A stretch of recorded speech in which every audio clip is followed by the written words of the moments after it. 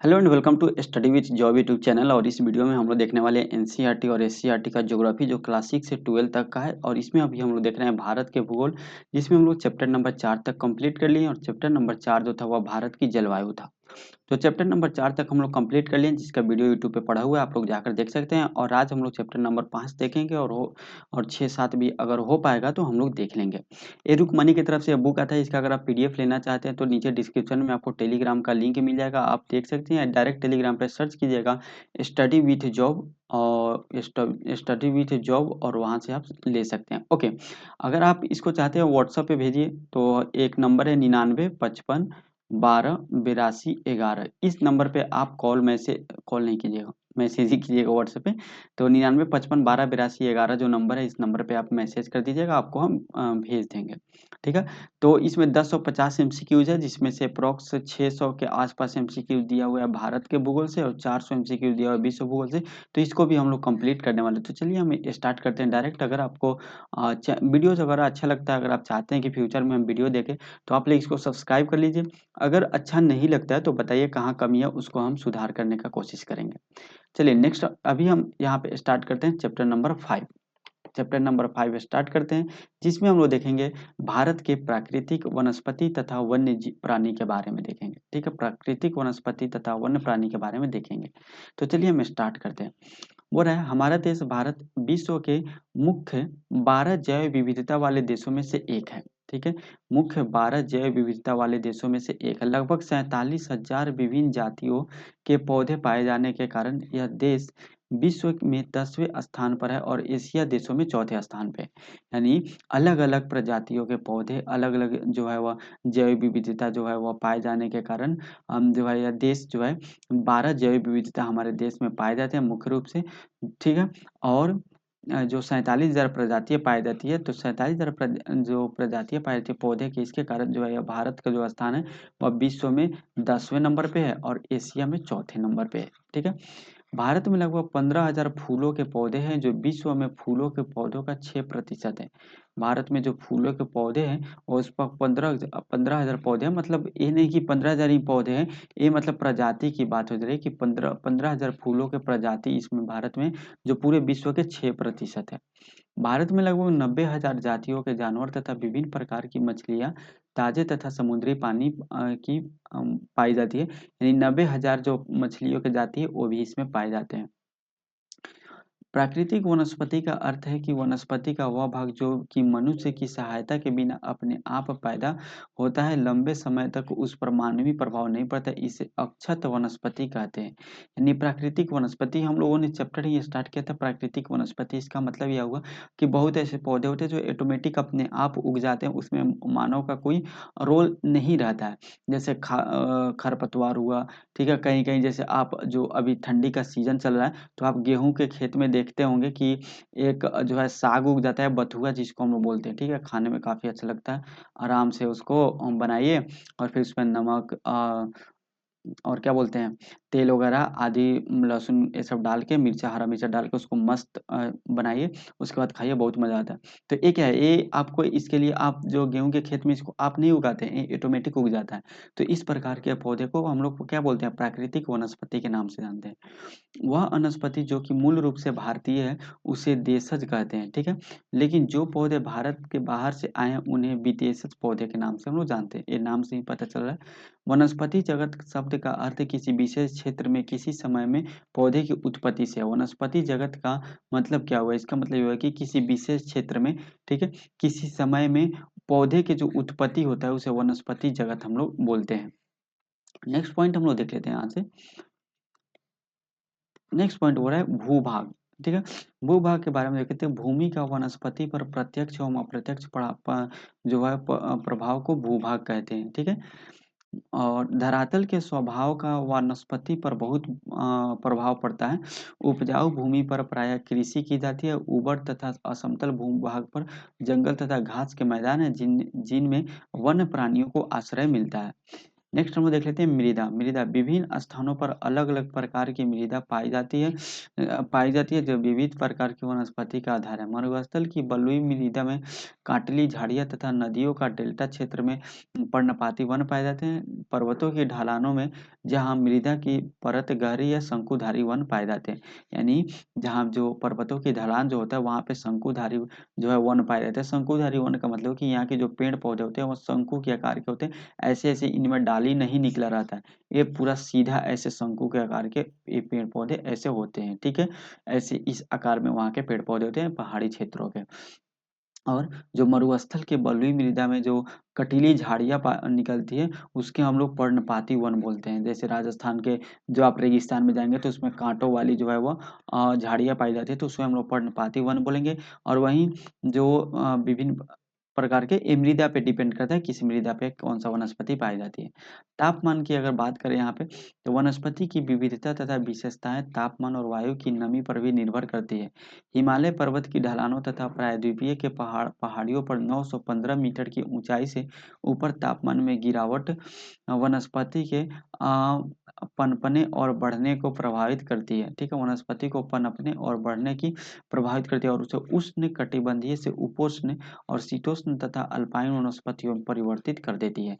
यानी जो तापमान है, तापमान 915 मीटर की ऊंचाई से ऊपर जाने पे क्या होता है, तापमान में गिरावट देखने को मिलता है। ठीक है? तो ये जो तापमान की गिरावट है वो वनस्पति और के पनपने और बढ़ने में यानी इसमें ग्रोथ में जो है वो क्या करती है, ग्रोथ को प्रभावित करती है। तो ये चीज़ें 915 मीटर तो हम लोग समतल भूमि पे उगा नहीं सकते। ये चीज़ें हम लोग को कहाँ देखने को मिलेगा, हिमालय के पर्वत यानी पहाड़ों पर्वत में या प्रायद्वीपीय भारत में जो पर्वत है उन सभी पर्वत पे चाहे हिमालय के पर्वत पे देखने को मिल जाएगा। ठीक है? वनस्पति खंडों के तापमान की विशेषता के बारे में देख लेते हैं। वनस्पति खंड जैसे उष्णकटिबंधीय जो क्षेत्र होता है इसमें औसत तापमान 24 डिग्री सेंटीग्रेड से अधिक होता है, ठीक है? औसत वार्षिक तापमान। और जनवरी में औसत तापमान 18 डिग्री से अधिक होता है, ठीक है? इसमें कोई पाला नहीं है, ठीक है? उपोष्ण में क्या होता है, 17 डिग्री से 24 डिग्री सेंटीग्रेड तक यहाँ पे टेम्परेचर होता है उपोष्ण कटिबंधीय में। और जनवरी यानी ठंडी के समय में 10 डिग्री से 18 डिग्री टेम्परेचर होता है। पाला कभी-कभी इसमें जो है वो हो जाता है। शीतोष्ण में 7 डिग्री से 17 डिग्री सेंटीग्रेड तक जो है टेम्परेचर होना चाहिए। लेकिन इसमें जो शीतोष्ण कटिबंधीयों में क्या होता है कि जनवरी के महीने में -1 डिग्री से -10 डिग्री तक टेम्परेचर चला जाता है। कभी-कभी पाला, कभी-कभी यहाँ पे बर्फ पड़ता है। ठीक है? अल्पाइन की बात करें तो अल्पाइन जो होता है वह 17 डिग्री से कम जो है यहाँ पे टेम्परेचर रहता है और यहाँ पे जनवरी में 1 डिग्री से भी कम टेम्परेचर होता है और 7 डिग्री होता है वार्षिक तापमान इसका। और ये जो है यहाँ पे बर्फ पड़ते रहता है, तो यहाँ के वनस्पति इस हिसाब से प्रभावित होते रहते हैं। सूर्य का प्रकाश क्या प्रभाव पड़ता है, किसी भी स्थान पर सूर्य के प्रकाश का समय उस स्थान के अक्षांशों, समुद्र तल से ऊंचाई एवं ऋतु पर निर्भर करता है। प्रकाश अधिक समय तक मिलने के कारण वृक्ष गर्मी की ऋतु में जल्दी बढ़ते हैं, ठीक है? वर्षण के कारण हम लोग देख लेते हैं वर्षा का क्या प्रभाव पड़ता है। यानी जब क्या होता है, इस चीज को हम लोग समझ लेते हैं। होता क्या है कि ग्रीष्म ऋतु में अगर पौधे को पर सूर्य के प्रकाश ज्यादा टाइम तक मिलता है तो ज्यादा अपना भोजन बना पाते हैं और प्रकाश संश्लेषण की क्रिया अच्छे तरीके से कर पाते हैं, जिससे क्या होता है उनका ग्रोथ तेजी से होता है गर्मी के दिनों में। ठीक है, ये चीज़ यहाँ पे बताया गया है। नेक्स्ट पॉइंट हम लोग देखें, भारत में लगभग सारी वर्षा आगे बढ़ते हुए दक्षिण पश्चिम मानसून जून से सितंबर तक एवं पीछे हटते हुए उत्तर पूर्वी मानसून से होती है। सन 2003 में वनों का कुल क्षेत्र 68 लाख वर्ग किलोमीटर था। भारत के बहुत से भाग में वन क्षेत्र सही मायने में प्राकृतिक नहीं है। ठीक है, India state of forest report 2021 के अनुसार भारत में वनों का कुल क्षेत्रफल भारत के क्षेत्रफल का 21.71% है, यानी वृक्षावरण सहित 24.62% है। लेकिन रहना कितना चाहिए, 33.33% रहना चाहिए था। ये डाटा याद रखिएगा। 2021 की रिपोर्ट के अनुसार कितना है, 21.71% जो वन का है और वृक्षावरण सहित जो है टोटल 24.62% है। वनस्पति के प्रकार के बारे में देख लेते हैं। हमारे देश में निम्न प्रकार की प्राकृतिक वनस्पतियां पाई जाती है। उष्णकटिबंधीय सदाबहार वन, ठीक है? उष्णकटिबंधीय पर्णपाती वन, उष्णकटिबंधीय कटीले वन तथा झाड़ियाँ, पर्वतीय वन और मैंग्रोव वन। तो ये टोटल जो 5 प्रकार की जो वनस्पति के प्रकार हैं, इसके बारे में अब हम लोग डिटेल में पढ़ेंगे। सबसे पहले देख लेते हैं उष्णकटिबंधीय वर्षा वन के बारे में, ठीक है? यह वन पश्चिमी घाटों के अधिक वर्षा वाले क्षेत्रों, लक्षद्वीप, अंडमान निकोबार द्वीप समूह, असम के ऊपरी भागों तथा तमिलनाडु के तट पर सीमित है। ये जो वर्षा वन है, यानी उष्णकटिबंधीय वर्षा वन। जैसे देखिए, हम यहाँ पे एक चीज बताते हैं, ठीक है? ये पृथ्वी है, ये है हमारा विषुवत रेखा। यहाँ पे नीचे होता है 23.5 डिग्री पे मकर रेखा, ठीक है? और ऊपर 23.5 डिग्री पे कौन होता है? कर्क रेखा होता है, ठीक है? 23.5 डिग्री पे कर्क रेखा होता है। तो यहाँ से लेकर यहाँ तक के जो क्षेत्र होता है, इस क्षेत्र को हम लोग क्या बोलते हैं? ठीक है, उष्ण क्षेत्र बोलते हैं, ठीक है? उष्ण क्षेत्र बोलते हैं, उष्ण कटिबंधीय क्षेत्र बोलते हैं, ठीक है? तो जो हमारा भारत है, यहाँ पे स्थित है, ठीक है? तो अभी हम लोग यहाँ के इस क्षेत्र के बारे में स्टडी कर रहे हैं, ठीक है? ये जो क्षेत्र होता है पश्चिमी घाटों के अधिक वर्षा वाले क्षेत्र, लक्षद्वीप, अंडमान निकोबार द्वीप समूह, असम के ऊपरी भाग तथा तमिलनाडु के तट पर सीमित रहता है उष्ण कटिबंधीय वर्षा वन, ठीक है? नेक्स्ट अगर हम लोग देखें तो वृक्षों में पतझड़ होने का कोई निश्चित समय नहीं होता है, अतः यह वन साल भर हरे भरे लगते रहते हैं। ये जो वन होते हैं उष्ण कटिबंधीय वर्षा वन के जो है, यह साल भर क्या रहते हैं? हरे भरे रहते हैं। और ये कहाँ कहाँ पाया जाता है? पश्चिमी घाट में पाया जाता है, लक्षद्वीप, अंडमान निकोबार, असम के ऊपरी क्षेत्र तथा तमिलनाडु के तट पे, इस क्षेत्र पे उष्ण कटिबंधीय वर्षा वन क्षेत्र जो है वह पाए जाते हैं। इन वनों में पाए जाने वाले व्यापारिक महत्व के कुछ वृक्ष आबनूस, ठीक है, जिसको एबोनी बोलते हैं, महोगनी, रोजवुड, रबड़, सिकोना, ये सब पौधे महत्वपूर्ण है।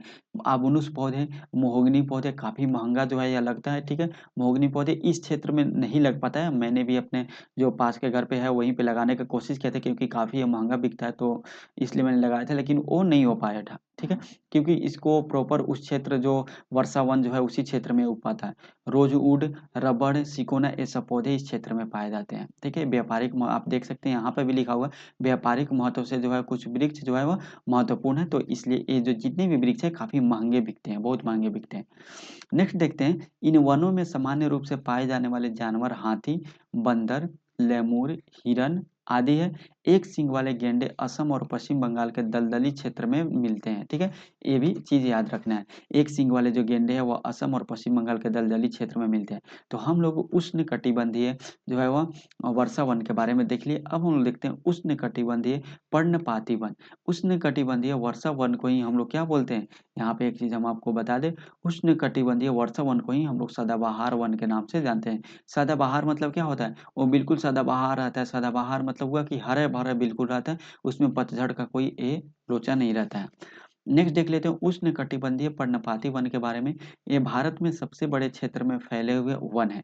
इन्हें मानसूनी वन भी कहते हैं। इसे क्या कहते हैं? मानसूनी वन भी कहते हैं।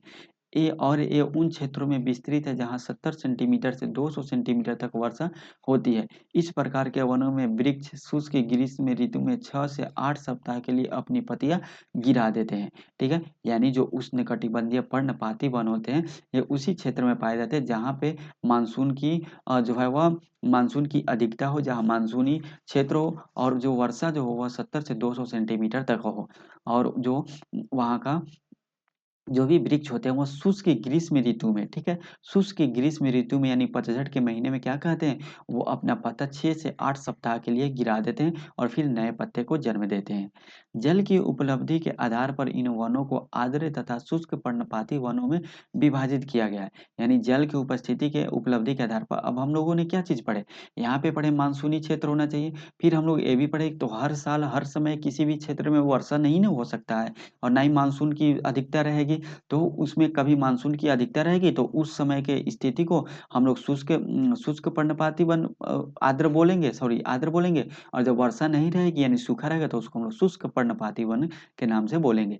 इनमें से आर्द्र या नम पर्णपाती वन उन क्षेत्रों में पाए जाते हैं जहाँ 100 सेंटीमीटर से 200 सेंटीमीटर तक वर्षा होती है। ये चीजें हमने अभी बस शॉर्ट में बता दी है, तो वही चीज यहाँ पे लिखा हुआ है, ठीक है? अतः ऐसे वन देश के पूर्वी भाग में कहाँ हुआ? तो पूर्वी भाग जो होता है वह आपको पता है, हमने कल डिस्कस किया था एक चीज, ठीक है? थोड़ा कल के क्लास को हम एक चीज यहाँ पे रिलेट करेंगे। जैसे हम लोग पढ़े थे कि मेघालय जो पूर्वी क्षेत्र होता है इसमें बहुत अधिक वर्षा होता है, और जैसे ही हम लोग पूर्व से पश्चिम की ओर जाते रहते हैं लद्दाख वगैरह के तरफ, वर्षा की जो मात्रा है वह कम होते रहती है। ठीक है, वर्षा की मात्रा कम होती रहती है। तो ये चीज़ यहीं डिस्कस करेंगे। तो ये जो वन है पर्णपाती वन, उष्णकटिबंधीय पर्णपाती वन है, तो ये इनको वर्षा चाहिए 70 से लेकर 200 सेंटीमीटर तक वर्षा चाहिए। तो जाहिर सी बात है ये जो पूर्व दिशा में ही ये ज़्यादा देखने को मिलेंगे। तो ये चीज़ आप यहाँ पे रिलेट कीजिएगा। ठीक, ऐसे वन देश के पूर्वी भागों, उत्तरी पूर्वी राज्य, हिमालय के गिरिपद प्रदेशों, झारखंड, पश्चिमी ओडिशा, छत्तीसगढ़ तथा पश्चिमी घाटों के पूर्वी ढालों में पाए जाते हैं। ठीक है, और सागौन इन वृक्षों की सबसे प्रमुख प्रजाति है। कौन सी? जो सागौन का पेड़ होता है ये भी काफी महंगा बिकता है। तो जो सागौन का जो पेड़ होता है जिसको हम लोग भोजपुरी में सागवान बोलते हैं, तो सागौन का पेड़ जो है प्रमुख प्रजाति है किसका? उष्णकटिबंधीय पर्णपाती वन का। इसमें बांस, साल, शीशम, चंदन, खैर, कुसुम, अर्जुन तथा शहतूत के वृक्ष व्यापारिक महत्व वाली प्रजातियां हैं। नेक्स्ट हम लोग देख लेते हैं, शुष्क पर्णपाती वन उन क्षेत्रों में पाए जाते हैं जहां वर्षा 70 से सेंटीमीटर से 100 सेंटीमीटर के बीच होती है। ये वन प्रायद्वीपीय पठार के ऐसे वर्षा वाले क्षेत्रों उत्तर प्रदेश और बिहार के मैदानों में पाए जाते हैं। अब जैसे हम लोग का जो उत्तर प्रदेश और बिहार का जो क्षेत्र है, इसमें क्या होता है, वर्षा कभी बहुत ज्यादा हो जाता है तो कभी बिल्कुल नहीं हो पाता है। ठीक है, तो कभी कभी शुष्क हो जाता है, कभी कभी इसमें नमी हो जाती है, नहीं आर्द्र हो जाता है। जो शुष्क वाले भी इसमें क्या होता है 70 से 100 सेंटीमीटर तक वर्षा देखने को मिलता है, और 100 से 200 सेंटीमीटर जो जो क्षेत्र होता है उसको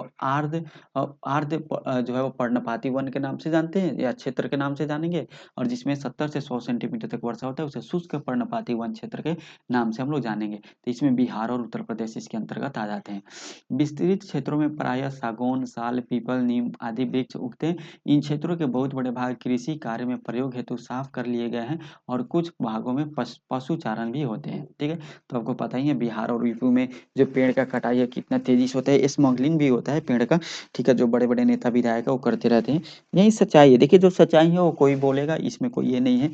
ठीक है, उसके बाद हम लोग देखते हैं कटीले एवं झाड़ियों के बारे में। तो अभी हम लोग ऊपर एक चीज डिस्कस कर रहे थे कि भूमि का भी जो है वनस्पति पे काफी प्रभाव पड़ता है। तो उसमें हम लोग एक चीज पढ़े थे कि जो रेगिस्तान वाले क्षेत्र होते हैं उसमें जो भी पेड़ पौधे होते हैं वो कटीले होते हैं और झाड़ी जैसे होते हैं। तो वही चीज अब हम लोग थोड़ा सा डिटेल में पढ़ लेते हैं। जिन क्षेत्रों में 70 सेंटीमीटर से कम वर्षा होती है, अब आपको एक चीज यहाँ पे देखने को मिलेगा, रेगिस्तान में क्या होता है, वर्षा तो होती नहीं है रेगिस्तान में। तो इसलिए जो होता है यहाँ पे लिखा हुआ है 70 सेंटीमीटर से कम वर्षा होती है, जहाँ प्राकृतिक वनस्पति में कटीले वन तथा झाड़ियाँ पाई जाती है। इस प्रकार की वनस्पति देश के उत्तरी पश्चिमी भागों में पाई जाती है, जिनमें गुजरात, राजस्थान, छत्तीसगढ़, मध्य प्रदेश, उत्तर प्रदेश तथा हरियाणा के अर्ध शुष्क क्षेत्र सम्मिलित है। ठीक है, इसमें कुछ गुजरात के भी पार्ट होते हैं, हर राजस्थान तो आधा जो राजस्थान है इसी के अंतर्गत आता है। छत्तीसगढ़ के कुछ पार्ट होते हैं जहाँ बिल्कुल वर्षा नहीं होता है, बिल्कुल सूखा रहता है, यानी 70 सेंटीमीटर से कम वर्षा होता है। मध्य प्रदेश के कुछ क्षेत्र होते हैं। ठीक है, उत्तर प्रदेश के कुछ क्षेत्र होते हैं, हरियाणा के कुछ क्षेत्र होते हैं। तो ये सब जो क्षेत्र है ये कटीले वन तथा झाड़ियों के अंतर्गत आते हैं। अब हम लोग देख लेते हैं आकाशिया, खजूर यानी पाम, यूफोरबिया, नागफनी, जिसको कैक्टस के नाम से जानते हैं, बेर, बुबुल, ये सब आदि जो मुख्य पादप प्रजाति हैं इसके अंतर्गत, यानी जो है वह कांटीले और जो झाड़िए के का जो प्रजाति है इसके अंतर्गत खजूर देखते हैं, खजूर में काट होता है। ठीक है, और नागफनी में भी काट होता है, बेर में भी काट होता है। ठीक है, तो ये जो है इस सब में कटीले होते हैं। तो इसलिए ये जो वन जो होते हैं इसी क्षेत्र में पाए जाते हैं ये सब पेड़ पौधे। इन वनों के वृक्ष बिखरे हुए होते हैं। ठीक है, इस वन में जो वृक्ष होते हैं वो बिखरे हुए होते हैं। इनकी जड़ें लंबी तथा जल की तलाश में चारों ओर फैली होती है। पत्तियां प्रायः छोटी होती है जिनसे वाष्पीकरण कम से कम हो सके। शुष्क भागों में झाड़ियां और कटीले पादप पाए जाते हैं। ठीक है, अब यहाँ पे देखिए, यहाँ पे लिखा हुआ है, क्या एक चीज आपको थोड़ा सा कंफ्यूज हो सकता है, हुए होंगे। पत्तियां प्रायः छोटी होती है जिनसे वाष्पीकरण कम से कम हो सके। अब हम आपको यहाँ पे थोड़ा सा डिस्कस करेंगे। देखिए क्या होता है, रेगिस्तान में जो है वर्षा तो होती नहीं है, तो इसलिए इन जो ये जो पेड़ होते हैं, मान लेते हैं ये कोई पेड़ है। ठीक है, खजूर का पेड़ है, थोड़ा सा टेढ़ा होता है ये खजूर का पेड़। ठीक है, तो इनके जो जड़ होते हैं ये काफी दूरी तक फैले होते हैं, काफी लंबे होते हैं, काफी दूरी तक ये फैले रहते हैं। किस लिए? ताकि कहीं से भी इनको पानी मिल जाए, पानी के तलाश में काफी दूर दूर तक फैले होते हैं। और ये बहुत दूर-दूर से बेचारा पानी लाएँगे, बहुत दूर से इतना हार्ड वर्क करके ये लोग पानी लाएँगे। और अगर पत्तियाँ चौड़ी होगा तो चौड़ी पत्तियों में प्रकाश संश्लेषण की क्रिया ज़्यादा होती है, क्योंकि सूर्य की प्रकाश जो होता है उस पे ज़्यादा पड़ती है और उसमें क्लोरोफिल की मात्रा ज़्यादा होगी, जिसके कारण जो है वो प्रकाश संश्लेषण की क्रिया ज़्यादा होगा तो वाष्पीकरण भी ज़्यादा होगा, यानी पानी बहुत ज़्यादा मात्रा में खपत होगी। इसलिए जो रेगिस्तान के पौधे होते हैं उनकी पत्तियाँ ही छोटी होती है और थोड़ा-सा मुड़ी हुई होती है। छोटी पत्तियाँ होती है और थोड़ा-सा मुड़ी हुई होती है, जिसके कारण जो होता है या इसमें सूर्य का प्रकाश बहुत ज़्यादा नहीं पड़ पाता है, इसलिए मतलब सूर्य का प्रकाश तो पड़ता है, ठीक है? लेकिन पत्तियाँ छोटे होने के कारण प्रकाश संश्लेषण की क्रिया में बहुत ज़्यादा वाष्पीकरण देखने को नहीं मिलता है, जिसके कारण कम पानी में भी ये लोग अपना काम चला लेते हैं। ये चीज़ आप समझ गए? चलिए नेक्स्ट देख लेते हैं पर्वतीय वन के बारे में। पर्वतीय क्षेत्रों में ऊंचाई के साथ तापमान घटने के साथ-साथ प्राकृतिक वनस्पति में भी बदलाव आता है। यानी जब हम लोग पर्वत में ऊंचाई पे जैसे-जैसे जाते हैं टेम्परेचर क्या होता है? टेम्परेचर डाउन होता है। जब हाइट इंक्रीज़ होता है तो टेम्परेचर डाउन होता है। दोनों एक-दूसरे के इन्वर्सली प्रोपोर्शनल है, ठीक है? थोड़ा-सा साइंस का भी कांसेप्ट इसमें आ गया। इन वनों को 2 भागों में बाँटा जा सकता है, ठीक है? यानी पर्वतीय वन जो होता है इसको 2 भाग में हम बाँट सकते हैं, उत्तरी पर्वतीय तथा दक्षिणी पर्वतीय वन। अब क्यों हमने 2 भागों में बाँटा? तो अब हम लोग एक चीज़ पीछे के क्लास में देखे, जो क्लास नंबर हम लोग क्लास नंबर जो है वो 2 में पढ़े थे, जिसमें हम लोग भारत का जो पर्वतीय विभाजन है उसके बारे में देखे थे। उसमें हम लोग क्या पढ़े थे? उसमें हम लोग पढ़े थे कि भारत की जो पर्वत है वह दक्षिण भारत में जो पर्वत है वह स्थिर पर्वत है, यहाँ पे बहुत ज़्यादा हलचल देखने को नहीं मिलता है। बहुत ज़्यादा जो है इसमें जो है बर्फ़ पिघलने की घटनाएँ नहीं होती है, बहुत ज़्यादा ऊँचाई पे भी ये नहीं है। लेकिन वहीं हम लोग उत्तरी पर्वत देखें तो बहुत ऊँचाई है, नवीन पर्वत है और हमेशा यहाँ पे भूस्खलन, पर्वत वगैरह, बाढ़ वगैरह देखने को मिलता है इस पर्वत के कारण। तो इसलिए यहाँ की वनस्पतियाँ की अलग थोड़ा-सा नेचर होगा और इधर का जो पर्वत होगा, यहाँ के वनस्पति का थोड़ा-सा अलग नेचर होगा। लेकिन दोनों पर्वतीय पर्वत ही होंगे। पर्वतीय वृक्ष पौधे ही होंगे दोनों, ठीक? तो उम्मीद करते हैं आप समझ गए होंगे। पर्वतीय क्षेत्रों में तापमान की तो 2 भागों में हम बाँट दिए, अब आगे बढ़ते हैं। पर्वतीय क्षेत्रों में तापमान की कमी तथा ऊंचाई के साथ-साथ प्राकृतिक वनस्पति में भी अंतर दिखाई देता है। वनस्पति में जिस प्रकार का अंतर हम उष्णकटिबंधीय प्रदेशों से टुंड्रा की ओर देखते हैं, उसी प्रकार का अंतर पर्वतीय भागों में ऊंचाई के साथ-साथ देखने को मिलता है। अब यहाँ पे एक प्रदेश का नाम दिया टुंड्रा प्रदेश।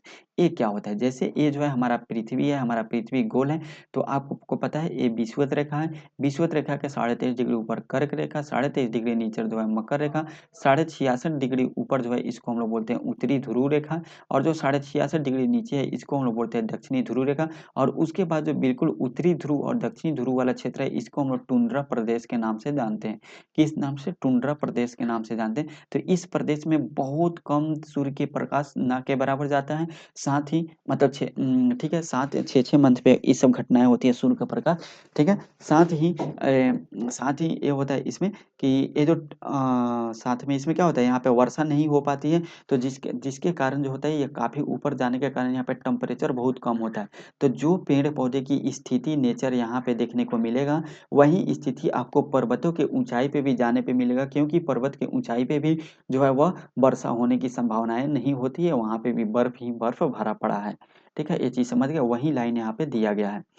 नेक्स्ट हम लोग देख लेते हैं, 1000 मीटर से 2000 मीटर तक की ऊंचाई वाले क्षेत्रों में आर्द्र शीतोष्ण कटिबंधीय वन पाए जाते हैं। क्या पाए जाते हैं? आर्द्र शीतोष्ण कटिबंधीय क्षेत्र पाए जाते हैं। शीतोष्ण, आर्द्र शीतोष्ण मतलब क्या हुआ कि वहाँ पे शीत थोड़ा सा ठंडी भी रहेगा, गर्मी भी रहेगा और नमी भी रहेगा। आर्द्र शीतोष्ण का मतलब यही हुआ कि नमी भी होगा, ठंडी भी होगा और गर्मी भी होगा। कटिबंधीय वन पाए जाते हैं कहाँ पे? 1000 से लेकर 2000 मीटर के ऊंचाई पे जाने पे। इनमें चौड़ी पत्ती वाले ओक तथा चेस्टनट जैसे वृक्षों की प्रधानता होती है।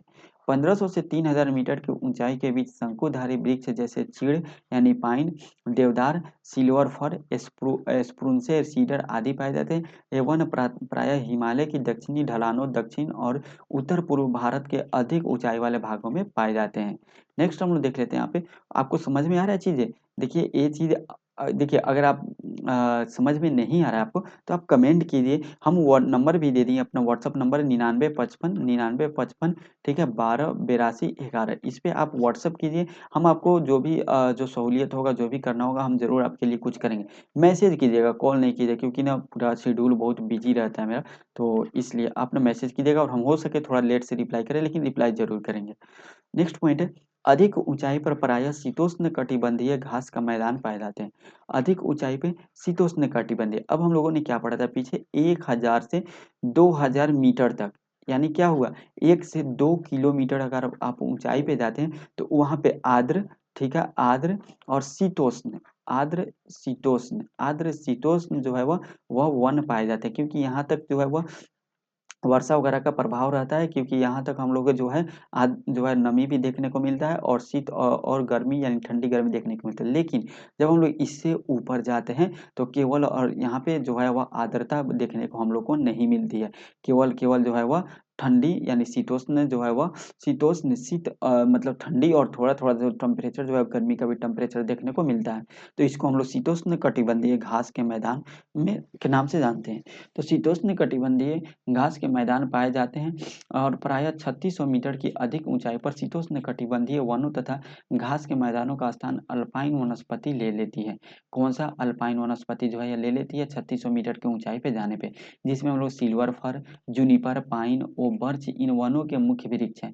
जैसे जैसे हिम रेखा के निकट पहुंचते हैं हिम इन वृक्षों के आकार छोटे होते जाते हैं, अंततः झाड़ियों के रूप में बाद में अल्पाइन घास के मैदान में विलीन हो जाते हैं। ठीक है, नेक्स्ट है हिमालय के पश्चिमी भाग में बहुमूल्य वृक्ष प्रजाति देवदार के वन पाए जाते हैं। अब यहाँ पे पश्चिमी भाग, हिमालय के पश्चिमी भाग कौन सा हुआ, हिमालय के पश्चिमी भाग हो गया आपको लद्दाख वाला क्षेत्र, जम्मू कश्मीर वाला क्षेत्र, ये सब हिमालय का पश्चिमी भाग में हो गया। तो इसमें जो है वह बहुमूल्य वृक्ष प्रजाति देवदार के वन पाए जाते हैं, ये काफी बहुमूल्य है और ये एक देवदार के वन प्रजाति पाए जाते हैं। देवदार की लकड़ी अधिक मजबूत होती है और निर्माण कार्य में प्रयुक्त होती है। इसी तरह चिनार और वालन जिसकी लकड़ी कश्मीर हस्तशिल्प के लिए इस्तेमाल की होती है, पश्चिमी हिमालय क्षेत्र में प्रचुर मात्रा में पाई जाती है। हमने अभी आपको बताया कि पश्चिमी हिमालय का मतलब हुआ लद्दाख और जम्मू कश्मीर, तो वहाँ के जो लोग हैं वो अपने हस्तशिल्प के लिए जो है वह चिनार और वालन की लकड़ी का उपयोग करते हैं, जो पश्चिमी हिमालय यानी कश्मीर वाले क्षेत्र में प्रचुर मात्रा में पाया जाता है। ब्लू पाइन और स्प्रूस, ब्लू पाइन और स्प्रूस के बारे में तो ये 2225 से लेकर 30,148 यानी 3048 मीटर की ऊंचाई पर पाए जाते हैं। इस ऊंचाई तक कई स्थानों पर शीतोष्ण कटिबंधीय घास की भी उगती है। इससे अधिक ऊंचाई पर अल्पाई वन और चारागाह पाए जाते हैं। नेक्स्ट हम देखें सिल्वर फर, जूनिपर पाइन और बर्च, रोडोडेंड्रॉन आदि वृक्ष मिलते हैं। इनका उपयोग गुजर तथा बकरवाल जैसी घुमक्कड़ प्रजातियों द्वारा पशु चारण के लिए किया जाता है। अधिक ऊंचाई वाले भागों में मांस, लीचन घास, टुड्रा वनस्पति का एक भाग है। नेक्स्ट हम लोग देख लेते हैं मैंग्रोव वन के बारे में। यह वनस्पति तटवर्तीय क्षेत्रों में जहाँ ज्वार भाटा आते हैं सबसे महत्वपूर्ण वनस्पति की जो है कि सबसे महत्वपूर्ण वनस्पति, यानी जहाँ ज्वार भाटा आते हैं वहाँ की सबसे महत्वपूर्ण वनस्पति जो है वह कौन सा है, मैंग्रोव वन की वनस्पति है। मिट्टी और बालू इन तटों पर एकत्रित हो जाती है। घने मैंग्रोव एक प्रकार की वनस्पति है जिसमें पौधे की जड़ें पानी में डूब जाती है।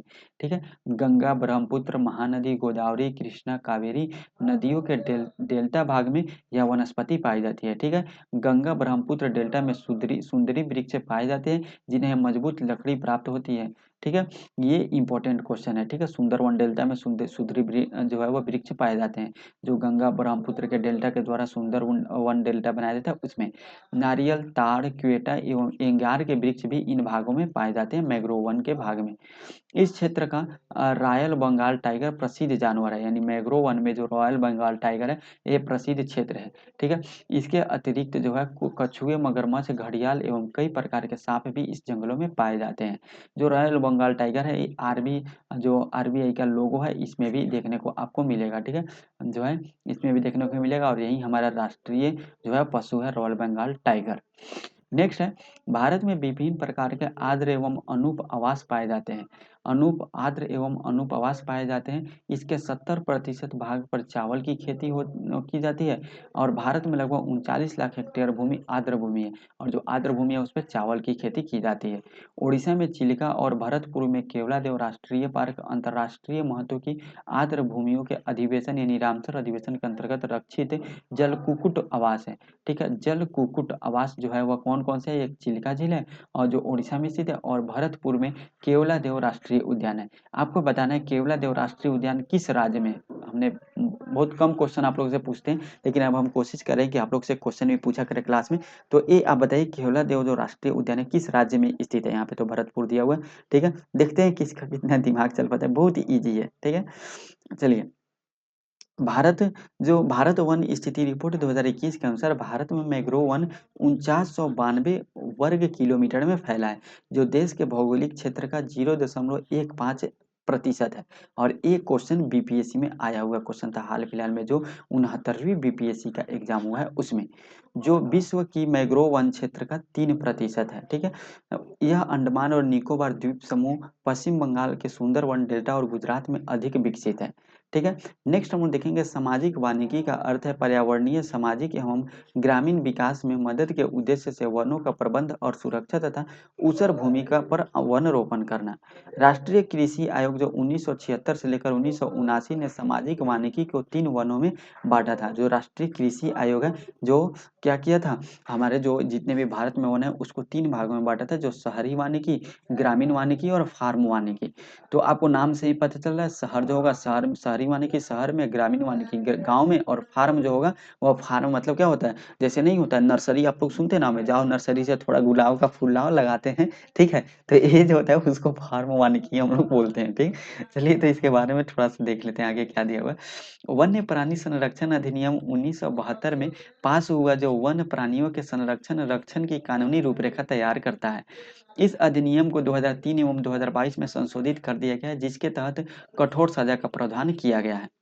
प्रोजेक्ट टाइगर भी शुरू किया गया था 1973, और प्रोजेक्ट एलिफेंट 1992 में शुरू किया गया था। ये दोनों चीज़ें हम लोग कल भी देखे थे, और आपको हम कल भी बताए थे, ये दोनों एसएससी और आरआरबी में पूछा हुआ क्वेश्चन है, ठीक है। जैसे विशेष योजनाएं इन जातियों को संरक्षण और उनके आवास के बचाव के लिए चलाई जा रही है। बाघ गणना रिपोर्ट 2022 के अनुसार भाग में बाघों की संख्या, यानी भारत भाग में बाघों की संख्या 3167 है। और एक इम्पोर्टेंट डाटा है, बहुत इंपॉर्टेंट डाटा है, क्योंकि बहुत सारे एग्जाम में हम लोग ने इस क्वेश्चन को देखा है। बिहार एसआई के प्रैक्टिस सेट में हमने देखा है ये क्वेश्चन, ठीक है। बहुत एग्जाम में क्वेश्चन हमको देखने को मिला है, ठीक है। तो ये याद रखिएगा 3167।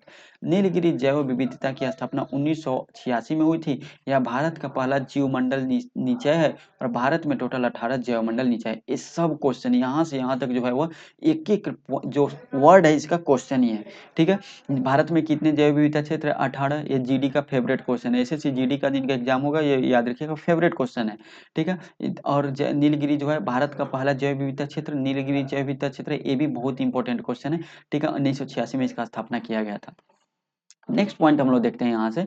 नेक्स्ट पॉइंट अब हम लोग देखते हैं वन प्राणी के बारे में, ठीक है। नेक्स्ट हम लोग देख लेते हैं, जो वन प्राणी का मतलब क्या हुआ। वन मतलब हो गया वन, ठीक है, और प्राणी मतलब हो गया प्राणी, मतलब जिनमें प्राण होता है, यानी जो प्राणी, यानी जो वन में जो प्राणी रहते हैं, यानी जो जानवर रहते हैं, वही हो गए वन्य प्राणी, ठीक है। नेक्स्ट हम देख लेते हैं, भारत विभिन्न प्रकार की प्राणी संपत्ति में भी धनी है, ठीक है। यहाँ जीवों की लगभग 90,000 प्रजाति है, और भारत में 40,000 से अधिक पादपों की प्रजाति है। देश में लगभग 2,000 से अधिक पक्षियों की प्रजाति पाई जाती है। यह कुल विश्व का 13% है। यानी भारत में जो है वह पक्षी की कितनी, जो 2,000 प्रजाति पाई जाती है, वो जो पूरे विश्व की कितनी प्रतिशत है? 13% है। यहाँ मछलियों की 2546 प्रजाति, जो विश्व के लगभग 12% है। भारत में विश्व के 5 से 8% तक उभयचरी, ठीक है, सरीसृप स्तनधारी जानवर भी पाए जाते हैं। उभयचर का मतलब क्या हुआ? जो पानी और स्थल दोनों में रह सकता है, यानी वाटर और स्थल दोनों में रह सकता है, ठीक है। सरीसृप मतलब क्या हुआ? वह सरीसृप मतलब ससर के चलता है। सरीसृप का सिंपल वही मतलब हुआ कि ससर के चलता है। जैसे ससर के चलता है कौन? छिपकली चलता है, ठीक है। उसके बाद सांप चलता है, तो ये आप समझ लीजिएगा। स्तनधारी मतलब क्या हुआ? जिसके अंदर स्तन हो, यानी जो बच्चा पैदा कर सकता है, जिसके जो स्तनधारी उसको हम लोग बोलते हैं, ठीक है। जो बच्चा देता है स्तनधारी के नाम से आता है।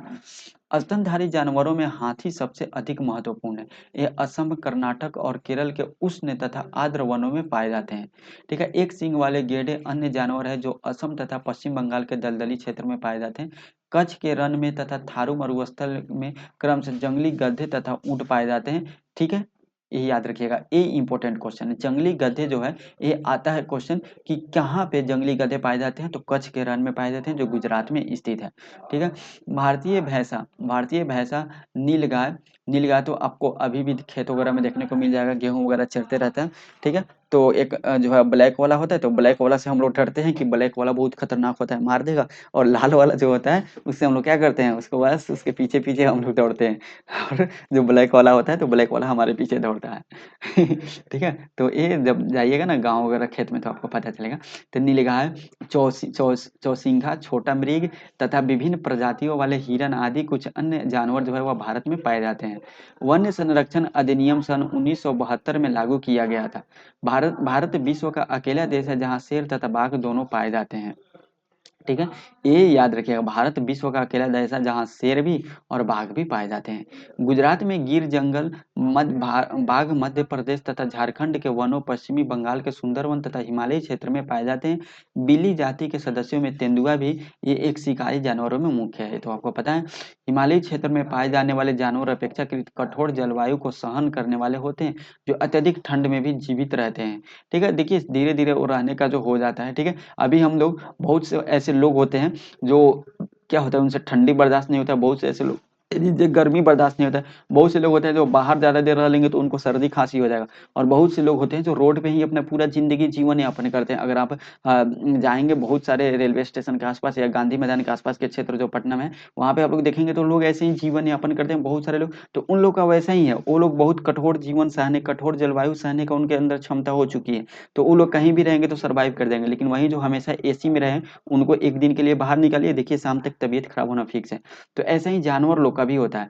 ये लोग हिमालय के क्षेत्र में रहते-रहते जो कठोर जलवायु है सहन करने की शक्ति इनके अंदर आ चुकी है, और अत्यधिक ठंड में भी ये जीवित रह जाते हैं।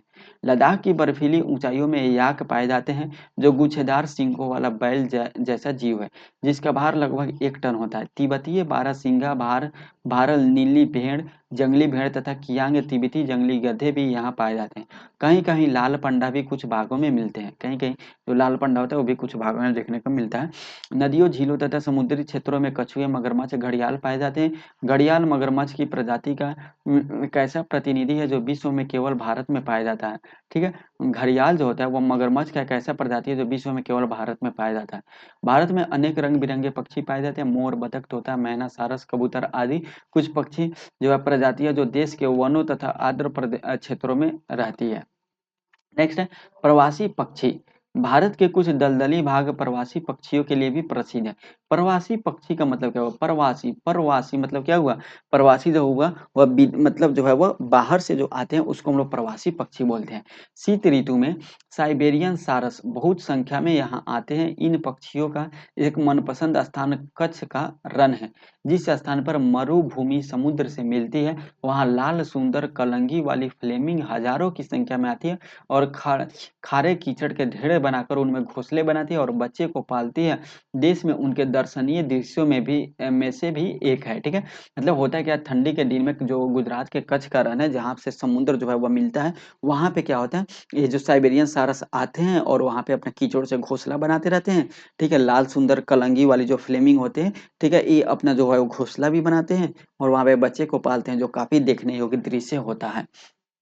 वहीं हम लोग देखें, मनुष्य द्वारा पादपों और जीवों के अत्यधिक उपयोग और कारण पारिस्थितिकी तंत्र असंतुलित हो जाता है। लगभग 1300 पादप प्रजाति संकट में है तथा 20 प्रजाति विनष्ट हो चुकी है। काफी वन्य जीव प्रजातियां भी संकट में है और कुछ विनिष्ट भी हो चुकी है। अत्यधिक उपयोग के कारण जो हम लोग पादपों और जीवों के जो है वह काफी अत्यधिक उपयोग के कारण पारिस्थितिकी तंत्र में असंतुलन के कारण जो है वह क्या होता है, वो यहाँ पे जो है वह जो है प्रजातियाँ धीरे-धीरे जो है वो विलुप्त होते जा रही है। ठीक है, जैसे 5G आ गया, इससे भी काफ़ी प्रजातियाँ विलुप्त हो रही हैं। हम लोग क्या करते हैं, पहाड़ों पे जाते हैं, वहाँ पे प्लास्टिक वगैरह छोड़ के चले आते हैं।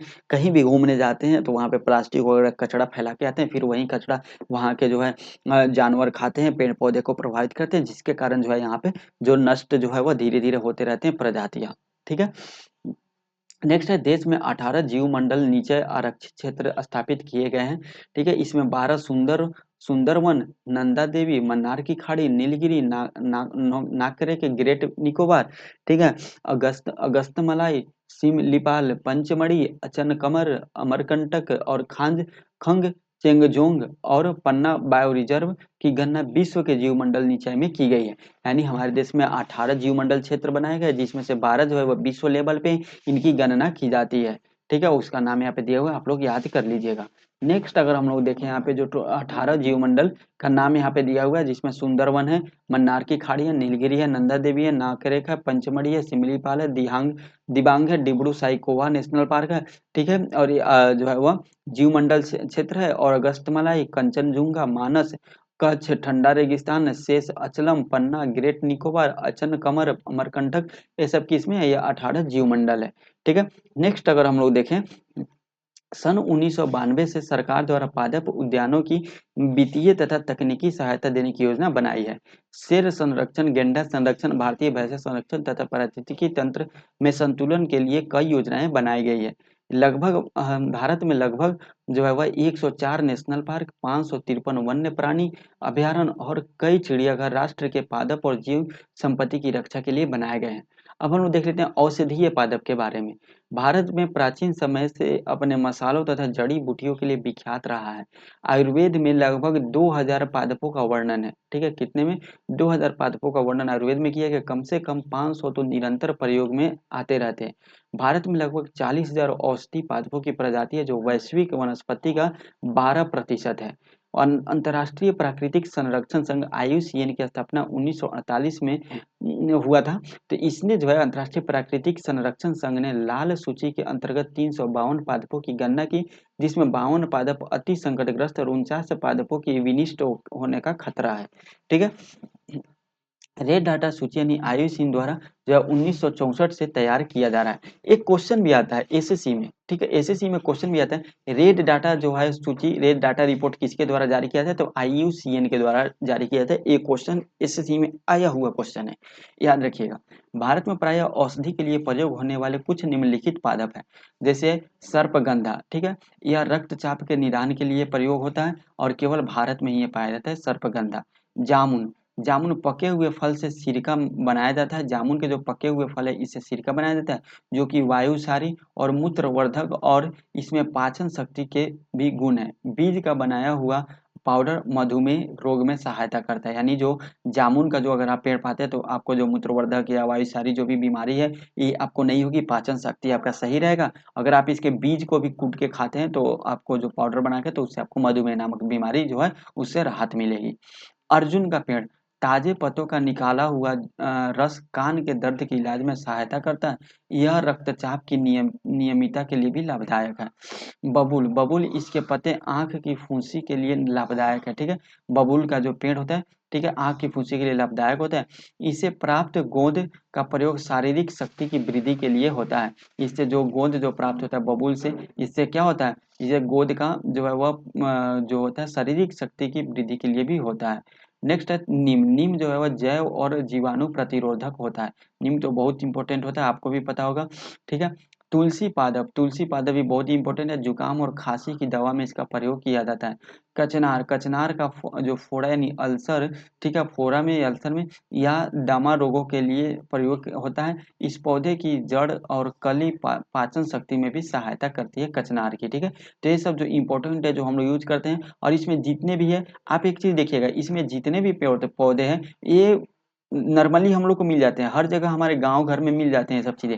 लेकिन ये बहुत बड़े बड़े बीमारी को ठीक करने की क्षमता रखते हैं। जैसे पाचन शक्ति, पाचन शक्ति को हम लोग बहुत नॉर्मली लेते हैं, लेकिन अगर देखा जाए तो आजकल दुनिया में लगभग 80% लोगों को पाचन शक्ति की बीमारी है, सबकी है। लेकिन ये है कि इससे बहुत ज़्यादा नुकसान नहीं होता है। जब ये ज़्यादा होता है तो नुकसान तो करते ही हैं। ठीक है, तो ये बहुत बड़े-बड़े बीमारी को भी ठीक करने की क्षमता रखते हैं। ठीक है, जैसे रक्तचाप की, मधुमेह की बीमारी, ठीक है, आप यहाँ पे देख सकते हैं कान की दर्द, आँख का फुंसी, ये सब जुकाम, सर्दी, ये सब जो है बड़े-बड़े बीमारी को ठीक करते हैं, और नॉर्मली हमारे घर में दवा है। ठीक है, तो ये सभी आप यूज़ कीजिए। ठीक है, हम तो यूज़ करते हैं, आप भी यूज़ कीजिए, काफ़ी अच्छा लगता है। ऐसे यूज़ कीजिएगा ये सब चीज़ें, तो आपको ना बहुत अच्छा फ़ील होगा अंदर से। तो हम लोग यहाँ पे चैप्टर नंबर 5 को कंप्लीट कर लिए। अब हम लोग चैप्टर नंबर 6 को यहाँ पे देख लेते हैं। देखिए यहाँ पे चैप्टर नंबर 6 जो है हम लोग नेक्स्ट क्लास में देखेंगे, क्योंकि चैप्टर नंबर 6 भी तो बड़ा है थोड़ा, और यही क्लास जो है अप्रॉक्स 45 मिनट का हो चुका है। इसलिए तो थोड़ा-सा हम जो है यहाँ पे यहीं पे रखेंगे, ज़्यादा लंबा क्लास भी होना सही नहीं होगा। तो आप थोड़ा-थोड़ा ही पढ़िए, डेली पढ़िए, लेकिन डेली पढ़िए, ठीक है? तो हम डेली वीडियो भी अपलोड कर दिया करते हैं, तो आप लोग डेली वीडियो भी देखा कीजिए, ठीक है? करंट अफेयर का भी पोस्ट कर देते हैं, टेलीग्राम में जॉइन होते हैं, वहाँ पे बहुत सारा चीज़ आपको देखने को मिलेगा। और हम डेली हिस्ट्री, ज्योग्राफी, पॉलिटी और साइंस का जो है वह जो कम्युनिटी जो यूट्यूब का कम्युनिटी है उसमें जाके देखिएगा, तो आपको पोस्ट करते हैं डेली डे 1 डे 2 के नाम से, जिसमें जो है इंपॉर्टेंट टॉपिक जो है उसका माइंड मैप बनाकर हम लोग देते हैं। ठीक है, माइंड मैप बना के हम दिया करते हैं, उस वहाँ भी आप जाकर जो है थोड़ा थोड़ा रिवीजन कर सकते हैं डेली। तो हम लोग चैप्टर नंबर 6 नेक्स्ट वीडियो में देखते हैं। अगर आपको वीडियो अच्छा लगे तो आप लोग चैनल को सब्सक्राइब करके बेल आइकन को दबा दीजिए, ताकि आने वाले से वीडियो का नोटिफिकेशन आपको मिलते रहे, और अपने दोस्तों के साथ भी शेयर कर दीजिए। तो मिलते हैं नेक्स्ट वीडियो में। आज की वीडियो में इतना ही, तब तक के लिए जय हिंद, जय भारत।